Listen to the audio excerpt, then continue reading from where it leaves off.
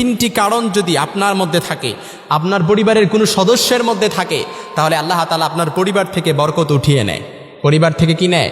বরকত উঠিয়ে নেয়। তিনটি কাজ রয়েছে। কয়টি কাজ? তিনটি কাজ। কারণ সংসারের মধ্যে দেখা যায় এত অশান্তি, এত টাকা ইনকাম করি, কিন্তু টাকাগুলা যায় কই? একটার পর একটা শুধু লেগেই থাকে সংসারের মধ্যে। কতদিন সন্তান অসুস্থ, বাবা অসুস্থ, মা অসুস্থ, এত বিপদের পর একটা শুধু বিপদে। অনেক টাকা ইনকাম করি, কিন্তু পরিবারের মধ্যে একটার পর একটা শুধু অশান্তি লেগেই থাকে। পরিবারের মধ্যে কি নাই? বরকত নাই। পরিবারের মধ্যে আয়ের ক্ষেত্রে ব্যয়ের ক্ষেত্রটা বেশি হয়ে যায়, ব্যয়ের ধারাটা বেশি হয়ে যায়, পরিবারের মধ্যে বরকত থাকে না। এই জন্য প্রিয় ভাইরা, রাসূল আরবি সাল্লাল্লাহু আলাইহি সাল্লামের হাদিস থেকে আজকে তিনটি কারণ রয়েছে। এই তিনটি কারণ যদি আপনার পরিবারের সদস্যের ভেতরে কিংবা আপনার ভেতরে থাকে, তাহলে এই সংসার থেকে আল্লাহ তাআলা বরকত উঠিয়ে নেয়। বরকত কি করে? উঠিয়ে নেয়। প্রথম নাম্বার হচ্ছে, যদি আপনার সংসারের ভেতরে মিথ্যা কথা থাকে, মিথ্যা কথা থাকে, যদি মিথ্যা কথা বলা থাকে, তাহলে ওই পরিবার থেকে আল্লাহ তাআলা বরকত উঠিয়ে নেয়। কারণ মিথ্যা এটা এমন একটা জিনিস, আল কিযবু ইউহলিক ওয়াস-সিদকু ইউনজি, সত্য মুক্তি দেয় আর মিথ্যা ধ্বংস করে। আপনি সাময়িকভাবে দেখতেছেন যে একটা মিথ্যা কথা বলার কারণে হয়তো আপনি পার পেয়ে গেছেন, কিন্তু না প্রিয় ভাইরা আমার, যদি সাময়িকভাবে আপনি একটু পার পেয়ে থাকেন, কিন্তু এই মিথ্যার যে শাস্তিটা, এটা হয়ে যাবে কি অনেক লম্বা। এজন্য প্রিয় ভাইরা, কোনো পরিবারের মধ্যে যদি মিথ্যা কথা বলা থাকে, মিথ্যা কথা বলেন, পরিবারের কোনো সদস্যরাও বলেন, তাহলে এই পরিবার থেকে আল্লাহ তাআলা বরকত উঠিয়ে নেয়। এই জন্য প্রিয় ভাইরা, মিথ্যা কথা বলা যাবে না। আল্লাহ রাসূল সাল্লাল্লাহু আলাইহি সাল্লামের কাছে এক সাহাবী এসে প্রশ্ন করলেন, ইয়া রাসূলুল্লাহ, আমাকে কিছু উপদেশ দেন যাতে আমি আল্লাহর জান্নাতে যেতে পারি গুনাহ বর্জন করে। আল্লাহ রাসূল সাল্লাল্লাহু আলাইহি সাল্লাম বললেন, তুমি মিথ্যা কথা ছেড়ে দাও, তাহলে তুমি কি আল্লাহর জান্নাতে যেতে পারবা। মিথ্যা কথা ছেড়ে দাও। এই জন্য প্রিয় ভাইরা, মিথ্যা কথা যদি ছেড়ে দেন, আপনার জন্য জান্নাত। আর মিথ্যা কথা আপনার ভেতরে আছে, এই মিথ্যা কথাগুলো যদি বলা আপনি শুরু করে দেন, মনে রাখবেন এই মিথ্যা একদিন আপনার ধ্বংস ডেকে আনবে, ঠিক কি না? এই জন্য প্রিয় ভাইরা, আস-সিদকু ইউনজি ওয়াল কিযবু ইউহলিক, মিথ্যা ধ্বংস করে আর সত্য মুক্তি দেয়। এই জন্য প্রিয় ভাইরা, পরিবারের মধ্যে মিথ্যা কথা থাকলে ছেড়ে দিতে হবে।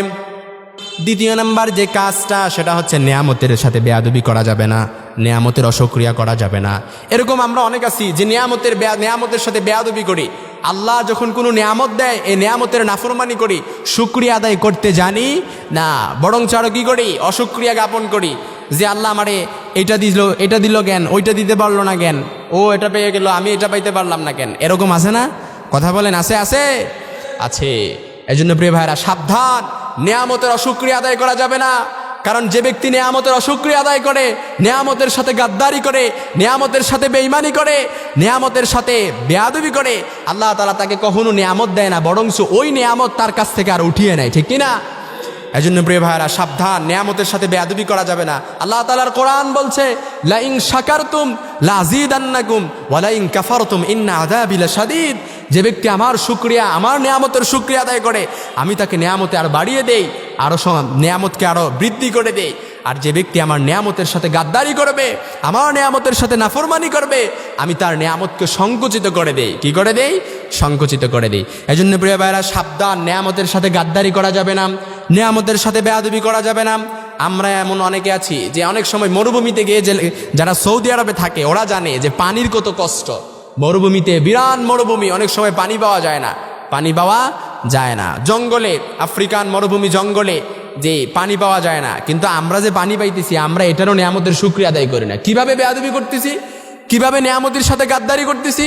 পানি আমরা অপচয় করি বেশি। গ্যাস, এটা একটা নেয়ামত, এটার সাথে আমরা অপচয় করি, এটার সাথে আমরা গাদ্দারি করতেছি, ঠিক কিনা?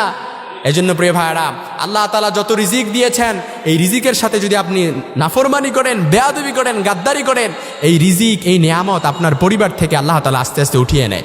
এজন্য সাবধান, পরিবারের মধ্যে যদি বরকত নাজিল করতে চান, সাকিনা রহমত নাজিল করতে চান, কখনো নেয়ামতের অশুকরিয়া আদায় করা যাবে না, নেয়ামতের সাথে গাদ্দারি করা যাবে না, নেয়ামতের সাথে বেঈমানি করা যাবে না।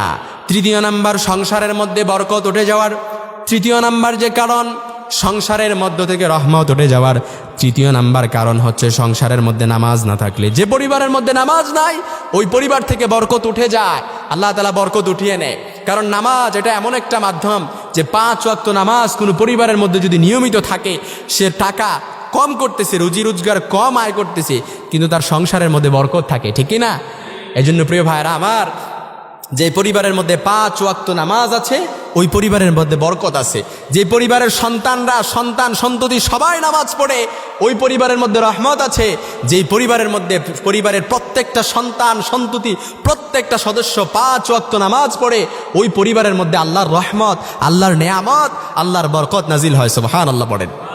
এজন্য প্রিয় ভাইয়েরা, আপনি 5 ওয়াক্ত নামাজ পড়েন কিন্তু আপনার পরিবারের কেউ নামাজ পড়ে না, আপনি পেরেশান হয়ে যান, আপনি ক্লান্ত হয়ে গেছেন, আপনার পরিবারের মধ্যে কোনো বরকত নাই, আপনি অনেক সময় ক্লান্ত হয়ে গেছেন, হতাশ হয়ে গেছেন। কিন্তু আল্লাহ তাআলা রাসূল সাল্লাল্লাহু আলাইহি সাল্লাম বলেছেন, ওয়া'মুর আহলাকা বিস-সালাতি ওয়াসতাবির আলাইহা। আল্লাহ তাআলা বলেন, ও নবী, আপনি নিজে নামাজ পড়লে হবে না, পরিবারের সদস্যদেরকেও নামাজের আদেশ দেন। এজন্য প্রিয় ভাইরা, আমরা যারা 5 ওয়াক্ত নামাজ পড়ি, আমরা নিজে নামাজ পড়লে হবে না, পরিবারের প্রত্যেকটা সদস্যকে নামাজের আদেশ দিতে হবে। ওয়া'মুর আহলাকা বিস-সালাতি ওয়াসতাবির আলাইহা। আপনি নিজে নামাজ পড়ুন, অন্যদেরকেও, আপনার পরিবারের সদস্যদেরকেও নামাজের জন্য উৎসাহিত করুন। এজন্য প্রিয় ভাইরা আমার, কোনো পরিবারের মধ্যে যদি এই 3টি কাজ থাকে, ওই পরিবার থেকে আল্লাহ তাআলা বরকত উঠিয়ে নেয়। প্রথম নাম্বার হচ্ছে, কোনো পরিবারের মধ্যে যদি আল্লাহ তাআলার নেয়ামতের শুকরিয়া আদায় না করে, নেয়ামতের সাথে গাদ্দারি করে, নেয়ামতের সাথে বেঈমানি করে, এই কোনো পরিবারের মধ্যে যদি এটা থাকে, আল্লাহ তাআলা ওই পরিবার থেকে বরকত উঠিয়ে নেয়। দ্বিতীয় নাম্বার কারণ হচ্ছে, কোনো পরিবারের মধ্যে থেকে যদি 5 ওয়াক্ত নামাজ কেউ না পড়ে, ওই পরিবার থেকে আল্লাহ তাআলা বরকত উঠিয়ে নেয়। তৃতীয় নাম্বার কারণ হচ্ছে, কোনো পরিবারের মধ্যে কোনো সন্তান সন্ততি রিজিকের মধ্যে যদি বরকত না থাকে, এর একমাত্র কারণ হচ্ছে হালাল রুজি রোজগার ইনকাম করা, হালাল রুজি রোজগার কামাই যদি না করে, ওই পরিবার থেকে আল্লাহ তাআলা বরকত উঠিয়ে নেয়। এজন্য প্রিয় ভাইরা সাবধান, আমাদের মধ্যে যদি এই 3টি কাজ থেকে থাকে, আজকে থেকেই পরিত্যাগ করা লাগবে, ঠিক কিনা?